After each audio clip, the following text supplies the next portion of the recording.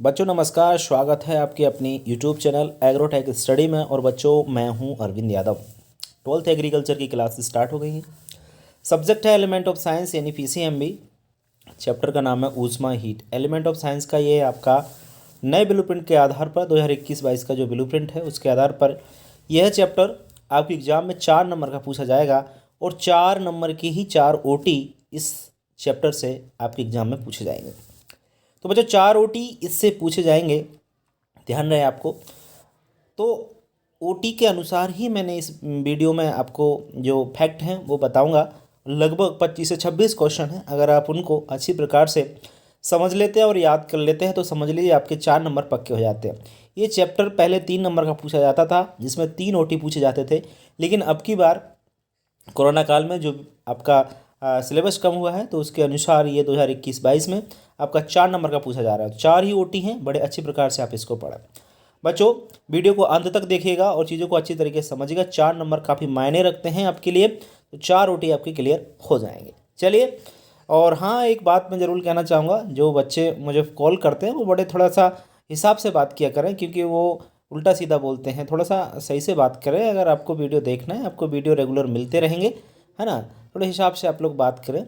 और अगर मैं कहीं बिजी रहता हूँ तो मैं आपसे बोल देता हूँ कि बाद में कॉल कर सकते हो तो बाद में कॉल करें, है ना। तो थोड़ा सा तमीज़ से बात करें। आप पढ़ने वाले बच्चे हो, है ना। अगर फ़ोन पे आप कहोगे कि वीडियो क्यों नहीं डाल रहे हो, क्यों नहीं, भैया आप मुझ पे पैसे नहीं दे रहे, आप मुझे आप आपके भले के लिए मैं कर रहा हूँ। इसमें आप मुझे कुछ अलग से पैसे नहीं दे रहे हो, सिर्फ आप वीडियो देखते हो, वो भी आप इसलिए देखते हो क्योंकि आपको ज़रूरत है उन वीडियो की। समझ रहे हैं ना आप लोग। आप मुझे स्पेशली कहीं अलग से कुछ पैसे नहीं दे रहे हो, तो इस चीज़ को आप लोग गौर कर लें। बहुत सारे फ़ोन आते हैं, कहते हैं सर वीडियो अभी तक क्यों नहीं आया, कब कराओगे, पेपर हो जाएंगे तब कराओगे। भैया ये कौन सा तरीका है? पहले तमीज़ सीख लीजिए, तरीका सीख लीजिए कि बात कैसे की जाती है ना। आपका कोई दबाव नहीं है मेरे पे। मैं आपको बस इतना कहना चाहता हूँ कि आप लोग फ़ोन करें तो आपकी कोई समस्या हो पढ़ाई से संबंधित तो आप पूछ सकते हैं। जनरली वीडियो को लेकर के आप फ़ोन नहीं करेंगे। आप मुझे डालना होगा तो मुझे लगेगा कि हाँ बच्चों के फ़ोन आए, बहुत सारे अच्छे बच्चों के फ़ोन आए, तो उन्होंने कहा सर हमको समस्या है, उनकी समस्या निराकरण के लिए ही मैं वीडियो बना रहा हूँ। ठीक है ना, थोड़ा सा हिसाब से ध्यान रखें आप इस चीज़ का, विशेष कर। अन्यथा आपको कॉल करने की ज़रूरत नहीं है। ठीक है ना, व्हाट्सअप पे आप जो भी समस्या है व्हाट्सअप पे पूछिए। ठीक है, चलिए अब हम इस वीडियो की शुरुआत करेंगे। बच्चों बहुत अच्छे प्रश्न हैं, आप अच्छी प्रकार से इसको समझिएगा। सबसे पहले हम बात करेंगे, ऑब्जेक्ट टाइप क्वेश्चन पूछे जा रहे हैं, 4 ओटी हैं। पानी की विशिष्ट ऊष्मा 1 होती है। जी हाँ, ये ध्यान रखें, पानी की विशिष्ट ऊष्मा जो होती है वो कितनी होती है? 1 होती है। और एक बात और ध्यान रखना, विशिष्ट ऊष्मा सबसे ज़्यादा पानी की होती है, इससे ज़्यादा किसी की भी विशिष्ट ऊष्मा नहीं होती है। ध्यान रखें, हाईएस्ट जो विशिष्ट ऊष्मा होती है वो पानी की होती है। और कितनी होती है? 1 होती है, ये भी आपको याद रखना है।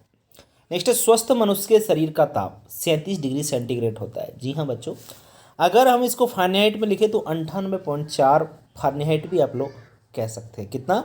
98.4 डिग्री फारेनहाइट में अगर हम स्वस्थ मनुष्य के शरीर का ताप ज्ञात करें तो फारेनहाइट में 98.4 डिग्री फारेनहाइट होता है। ठीक है, वैसे 37 डिग्री सेंटीग्रेड भी कह सकते हैं। इसको चेंज करने का एक फार्मूला होता है, वो आपको मैं लास्ट में बताऊंगा। फार्मूला भी आप ध्यान रखेंगे जिससे आप कभी भी फारेनहाइट को सेल्सियस में और सेल्सियस को फारेनहाइट में चेंज कर सकें। तीसरा है बच्चों, सूर्य से ऊष्मा संचरण जो होता है ना वो विकिरण द्वारा होता है। विकिरण विधि के द्वारा हमारे यहाँ सूर्य से जो ऊष्मा आती है। ठीक है ना, किस विधि के द्वारा? विकिरण द्वारा। विशेष याद रखें, विकिरण इसका आंसर होगा। विशिष्ट ऊष्मा का एसआई मात्रक, विशिष्ट ऊष्मा का एसआई मात्रक क्या होता है? जूल प्रति किलोग्राम डिग्री सेल्सियस होता है। याद रखना है आपको ये चीज़। विशिष्ट ऊष्मा का एसआई मात्रक, एसआई क्या होते हैं? ये इंटरनेशनल यूनिट है बच्चों। विशिष्ट ऊष्मा की एक यूनिट है जिसको मापा जाता है जूल में। और पूरा जो मात्रक है वो याद रखना है, जूल प्रति kilogram degree Celsius. Okay. Calorie मापी तांबे के बने होते हैं। जो कैलोरी मापी होते हैं कॉपर कह सकते हैं, तांबे की बने होते हैं। मतलब आपको पता है कि ऊष्मा को या ऊर्जा को कैलोरी मापी से मापा जाता है। वो जो कैलोरी मापी होते हैं, अगर आपने 11th पढ़ा है तो बच्चों को पता होगा कि कैलोरी मापी जनरली तांबे के बने होते हैं। किसके बने होते हैं? तांबे, कॉपर के बने होते हैं। छठवां पॉइंट है बच्चों, बर्फ की गुप्त ऊष्मा 80 कैलोरी प्रति ग्राम होती है। That is very important. बेटा सभी आपके इंपॉर्टेंट पॉइंट है, कोई ऐसा पॉइंट मैंने नहीं लिया है। आज तक जो प्रश्न पूछे गए हैं 2010 से लेकर अभी तक, वो सभी प्रश्न मैं इस वीडियो में लेकर आया हूँ। और ऐसा कोई भी प्रश्न आपके लिए नहीं मिलेगा जो कि फोकट का हो, सभी इंपॉर्टेंट है, कोई सा भी प्रश्न आपको आपके एग्जाम में मिल सकता है। ठीक है, तो बर्फ की जो गुप्त ऊष्मा होती है वो 80 कैलोरी प्रति ग्राम होती है। आपको याद रखना होगा कि बर्फ की गुप्त ऊष्मा कितनी होती है, 80 कैलोरी प्रति ग्राम होती है। ठीक है, भाप की गुप्त ऊष्मा की बात करें, भाप तो सब लोग जानते होंगे, और भाप की जो गुप्त ऊष्मा होती है वो 536 कैलोरी प्रति ग्राम होती है। आपको पता होगा आग से कम जलते हैं, बाकी जो रोटी में से धुआं निकलता है, एकदम रोटी फूल गई और फूलने के बाद उसकी जो ऊष्मा निकलती है, भाप निकलती है, उससे ज़्यादा जलन होती है अपन को, होती है कि नहीं होती, वो उसकी गुप्त ऊष्मा है। उसकी कैलोरी जो होती है 536 कैलोरी प्रति ग्राम होती है। 1 ग्राम में 536 कैलोरी एनर्जी होती है, ऊष्मा होती है, हीट होती है। समझिए कितना ज़्यादा जलन होगा उससे। समझ में आ रहा है कि नहीं आ रहा? तो यही है क्यों होती है, क्योंकि उसकी गुप्त ऊष्मा अधिक होने के कारण ही हमको उस हीट से जलन ज़्यादा होती है, अगर हम उससे चिक जाते हैं तो। ठीक है, चलिए बढ़ते हैं हम लोग आगे नेक्स्ट आपके प्रश्नों की ओर। नेक्स्ट है बच्चों आपका 8वां पॉइंट है, पानी की विशिष्ट ऊष्मा सबसे अधिक होती है। मैं आपको पहले ही बता चुका हूं, पानी की विशिष्ट ऊष्मा सबसे अधिक होती है, और होती कितनी है ये भी बता चुका हूं, 1 होती है। ठीक है ना, 1 से ज़्यादा, मतलब पानी से ज़्यादा किसी की भी विशिष्ट ऊष्मा नहीं होती है। विशिष्ट ऊष्मा का ऐसा ही मात्रक बता ही चुका हूँ, जूल प्रति कूलम डिग्री सेल्सियस होता है, ये भी मैं आपको पहले ही क्लियर कर चुका हूँ।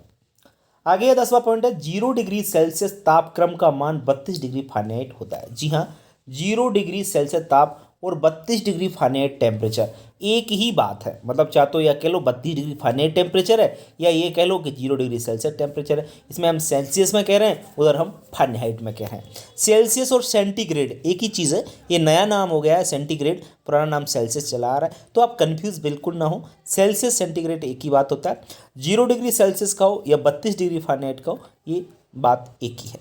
ठीक है, चलिए।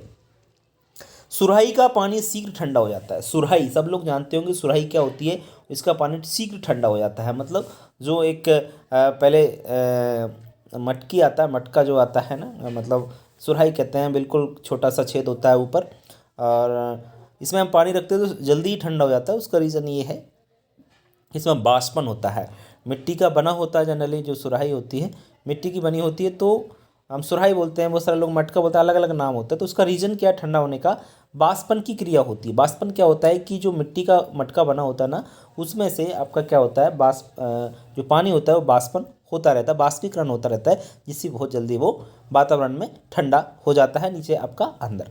ठीक है, -40 डिग्री ताप पर सेंटीग्रेड और फ़ारेनहाइट पैमाने समान होते हैं। जी हाँ, एक ऐसा टेम्परेचर है -40 डिग्री टेम्परेचर, जिस पर सेंटीग्रेड और फ़ारेनहाइट पैमाने कैसे होते हैं, समान होते हैं। कैसे होते हैं, ये ऐसा टेम्परेचर है -40, जिसमें सेंटीग्रेड से मापो या फ़ारेनहाइट से, -40 से आपको मिलेगा वहाँ पर। ठीक है, आगे है बच्चों, डॉक्टरी थर्मामीटर फ़ारेनहाइट पैमाने तापमान का पैमाना है। मतलब डॉक्टरी थर्मामीटर जो होता है, डॉक्टर जिस थर्मामीटर का यूज करता है हमारा टेम्परेचर ज्ञात करने के लिए, यदि हमको बुखार है, जैसे मुंह में लगाता है, कई बार कांख में लगाता है, तो कई जगह इसका यूज़ करते हैं, तो ये फ़ारेनहाइट पे मापता है कि जो है व्यक्ति का तापमान कितना है। जैसे हमारा 98.4 होता है तो हम स्वस्थ हैं, और 98.4 से यदि ऊपर टेम्परेचर चला गया तो यानी हमको बुखार है। ठीक है ना, ये चीज़ आप अच्छी प्रकार से जानते होंगे। नेक्स्ट है, न्यूटन का शीतलन नियम पौधों के लिए भी लागू होता है। ध्यान रखा, न्यूटन का जो शीतलन का नियम है, न्यूटन एक साइंटिस्ट थे, इन्होंने एक नियम दिया था शीतलन का, जो पौधों के लिए भी लागू होता है, प्लांट्स में भी ये लागू होता है। 15 पॉइंट है, 1 कैलोरी बराबर 4.2 जूल होता है। वेरी इंपॉर्टेंट है, याद रखें, 1 कैलोरी बराबर कितना जूल होता है, 4.2 जूल होता है। क्लियर, चलिए याद रहना चाहिए आपको, बड़े अच्छे प्रश्न हैं और ये बड़े काम आएंगे आपको, क्योंकि 4 ओटी कहाँ से पूछे जाएंगे बताइए, इतना बड़ा चैप्टर ही नहीं है, इसी में से ओटी आने। अगर आप इनको सभी को पढ़ लेते हैं तो आपके 4 नंबर पक्के कंप्लीट हो जाते हैं। ठीक है बच्चों, चलिए बढ़ते हैं हम लोग आगे। नेक्स्ट है आपका, थर्मामीटर में पारा धातु का प्रयोग किया जाता है। जी हाँ, थर्मामीटर जो बने होते हैं आपके, पता होगा आपको, थर्मामीटर में कौन सी धातु रहती है, वो रहता है पारा। और पारा एक ऐसी धातु है, एक ऐसी मेटल है बच्चों, जो कि जनरल रूम टेम्परेचर कितना होता है, 20 डिग्री सेल्सियस ज़्यादा से ज़्यादा, तो उस टेम्परेचर पर आपका ये लिक्विड अवस्था में रहती है, द्रव अवस्था में पाई जाती है। कौन सी, पारा धातु। वैसे जनरली जो ज़्यादा ऊंचे स्थानों पर टेम्परेचर मापने के लिए जो थर्मामीटर यूज किए जाते हैं ना, उन थर्मामीटर में पारा की जगह एल्कोहल भरा रहता है। एल्कोहल इसलिए रहता है कि -39 डिग्री सेल्सियस तापमान तक भी वो एल्कोहल जमता नहीं है ना, क्या नहीं होता, जमता नहीं है, चेंज नहीं होता, बर्फ में चेंज नहीं होता है। समझ रहे हैं आप लोग। तो यहाँ रखें, जनरली हम लोग थर्मामीटर में पारा यूज करते हैं, लेकिन ज़्यादा ऊंचे स्थानों पर हम लोग एल्कोहल का यूज उस थर्मामीटर में किया जाता है। 0 डिग्री सेल्सियस बर्फ का गलनांक होता है, मतलब 0 डिग्री सेल्सियस अगर तापमान है तो आपका जो पानी है वो बर्फ में चेंज हो जाता है, या बर्फ इससे आपका पिघलना स्टार्ट हो जाती है, ये भी हम लोग कह सकते हैं, ये गलनांक होता है, या हम कह सकते हैं इसको मेल्टिंग पॉइंट भी इसको बोला जाता है इंग्लिश में। मेल्टिंग पॉइंट पानी का कितना होता है? 0 डिग्री सेल्सियस, यानी इस टेम्परेचर पर पानी जो होता है बर्फ में चेंज हो जाता है। ऊष्मा का एसआई मात्रक जूल होता है, ये तो मैं आपका ये जूल का बड़ा जू कर लेना, जूल होता है ऊष्मा का एसआई मात्रक। एसआई का मतलब क्या है? एक यूनिट मापने की इकाई है, इंटरनेशनल आपका सिस्टम है, उसके अंतर्गत ये इसका आपका मात्रक होता है, वो है जूल। किसका? ऊष्मा का। तापांतर के कारण स्थानांतरित ऊर्जा ऊष्मा कहलाती है। जी हाँ, ताप में अगर अंतर है तो स्थानांतरित जो एनर्जी है वही एनर्जी क्या कहलाएगी? ऊष्मा कहलाएगी। वैसे ऊष्मा और ऊर्जा बात एक ही है, लेकिन कहाँ पर ऊष्मा कहेंगे उसे, कहाँ पर ऊर्जा कहेंगे, ये बात यहाँ पर कही जा रही है कि ताप में अगर डिफरेंस है तो जो एनर्जी आपकी ऊर्जा है वो अगर स्थानांतरित होगी ना, तो वो ऊर्जा नहीं, वो क्या कहलाएगी? ऊष्मा कहलाती है। ठीक है ना, ये थोड़ा सा आपको याद रखना होगा। पदार्थों का शीतलन नियम न्यूटन ने, ये हम बता चुका हूँ मैं आपको। पदार्थों का जो शीतलन का नियम था वो किसने दिया था? न्यूटन ने दिया था। किसने दिया था? न्यूटन एक साइंटिस्ट थे, इन्होंने पदार्थों का शीतलन का नियम दिया था। 100 डिग्री सेल्सियस सेंटीग्रेड पैमाना। जी हाँ बच्चों, ये चीज़ थोड़ा सा समझा देता हूँ मैं आपको। 100 डिग्री सेल्सियस, जी हाँ, सेंटीग्रेड या सेल्सियस जो पैमाना होता है ना, इससे हम सिर्फ कहाँ तक माप सकते हैं? 100 डिग्री तक हम मापा जा सकता है। ठीक है ना, 0 डिग्री से 100 डिग्री तक हम सेल्सियस पैमाने माप सकते हैं, जबकि फारेनहाइट पैमाने से हम कितना माप सकते हैं? हाईएस्ट हम लोग 212 डिग्री फारेनहाइट। वैसे 100 डिग्री सेल्सियस या 212 डिग्री फारेनहाइट एक ही चीज़ है, समझ रहे हो ना। एक इतने टेम्परेचर बराबर ही है, लेकिन उनकी जो है यूनिट अलग अलग है, उसका सेल्सियस है, इसका फारेनहाइट है। ठीक है ना, तो हाईएस्ट हम फारेनहाइट पैमाने से कितना माप सकते हैं? 212 डिग्री फारेनहाइट तक हम माप सकते हैं। क्लियर? चलिए, लास्ट आपका 23वां 24 25 तक क्वेश्चन है, देख लीजिए। और 80 आर मतलब 80 डिग्री आर बराबर क्या होता है आपका? ये देख लीजिए, 80 आर का मतलब र्यूमर बोलते हैं, र्यूमर पैमाना होता है, इससे भी हम लोग टेम्परेचर मापते हैं। तो 4 पैमाने होते हैं जिसके द्वारा हम लोग क्या मापते हैं? टेम्परेचर मापते हैं। एक तो मैंने बताया आपको सेल्सियस होता है, दूसरा आपका फारेनहाइट होता है, तीसरा आपका र्यूमर होता है, और एक आपका केल्विन भी होता है। ध्यान रखना, तो आपके ये जो पैमाने होते हैं इनसे हमका मापा जाता है, इनसे हम लोग टेम्परेचर मापते हैं। ठीक है ना, ये चीज़ आपकी अच्छी प्रकार से क्लियर हो रही होगी। ठीक है, चलिए अब बात करते हैं बच्चों हम लोग आगे। नेक्स्ट आपका जो है 24वां आपका जो पॉइंट है बच्चों वो ये है कि ऊष्मा का मापन कैलोरी मापी द्वारा किया जाता है। मैं आपको पहले ही बता चुका हूं कि जो ऊष्मा मापते हैं वो किसके मापते हैं? कैलोरी मापी। और कैलोरी मापी किसके बने होते हैं? आपको पहले बता चुका हूं, तांबे के बने होते हैं। किसके बने होते हैं? ये तांबे के आपके बने होते हैं। 25वां पॉइंट है सेंटीग्रेड और फारेनहाइट पैमाने का संबंध सूत्र क्या है? सेंटीग्रेड और फारेनहाइट पैमाने का संबंध सूत्र होता है सी। देखो आप इस प्रकार से इसको थोड़ा सा नहीं समझ पा रहे तो अच्छे से लिख देता हूँ। C/5 बराबर F-32/9। ये आपका क्या होता है? सेंटीग्रेड और फारेनहाइट पैमाने का संबंध सूत्र होता है। मान के चलिए कोई आपको निकालना हो, जैसे हम मनुष्य का टेम्परेचर की बात कर रहे हैं, तो कैसे, जैसे हम क्या दे रखा है हमको? सेल्सियस में दे रखा है और फारेनहाइट में उसको चेंज करना है, तो हम लोग कैसे निकाल सकते हैं? तो सी का मान लिख लीजिए। सी का मान कितना है?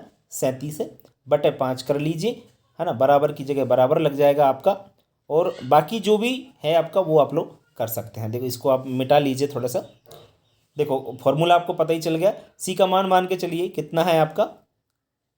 37 है बटे 5 है, बराबर एफ का मान अपन को निकालना है, मतलब फारेनहाइट पे निकालना है, F-32/9। इसका तिर्यक गुणा कर लीजिए तो आपका आ जाएगा कितना? करिए, आप कर सकते हैं। 9 7 63 हो जाएगा, 63 का 3 हासिल की 6 आ जाएगी, 9 3 27, 27 और 6 कितने होते हैं आपके? 33, 333 आपका ये आ जाएगा, बराबर लगा लीजिए। इसका करोगे तो क्या आएगा? 5F आ जाएगा, माइनस कितना गुणा कीजिए, 5 दूनी 10 और 5 दिया 15, ये 150 आ जाएगा। इस प्रकार से इसको पूरा अगर सॉल्व हम करें तो पूरा आपका आंसर जो है 98.4 डिग्री फारेनहाइट में आपका ये एफ का मान निकल आएगा। ठीक है ना, तो इस प्रकार से हम इससे फॉर्मूले से निकाल सकते हैं C/5 बराबर F-32/9। सेंटीग्रेड को फारेनहाइट में और फारेनहाइट को सेंटीग्रेड में चेंज कर सकते हैं इस फॉर्मूले से। ठीक है बच्चों, तो इस वीडियो में इतना ही। वीडियो कैसा लगा कमेंट बॉक्स में लिखकर जरूर बताइएगा। वीडियो अच्छा लगा तो वीडियो को लाइक कीजिएगा और अपने दोस्तों को शेयर ज़रूर कीजिएगा। ठीक है ना, एक बात का विशेष याद रखें, फ़ोन कॉल्स आप जो करते हैं तो बात करें, आप बड़े तमीज़ से बात करें। अगर आप बदतमीज़ से बात करेंगे तो आप कॉल ना करें, आपको ज़रूरत नहीं है कॉल। हम एक टीचर हैं, प्रोफेशनल भी हैं, तो थोड़ा सा हिसाब से बात करें। आपको ज़रूरत है, आप व्हाट्सअप पे कोई भी समस्या है तो वहाँ पर आप अपना सॉल्यूशन कर सकते हैं, पा सकते हैं कोई भी सॉल्यूशन आपका एग्रीकल्चर से संबंधित। ठीक है बच्चों, तो इस वीडियो में इतने पूरा कोर्स कराएंगे, आप चिंता ना करें, पूरा पढ़ते चलें, मेहनत करते चलें। कहीं भी समस्या आती है तो आप लोग व्हाट्सअप पे हमसे पूछ सकते हैं। ठीक है बच्चों, तो वीडियो में इतना ही, कल फिर मिलेंगे, तब तक के लिए बच्चों नमस्कार।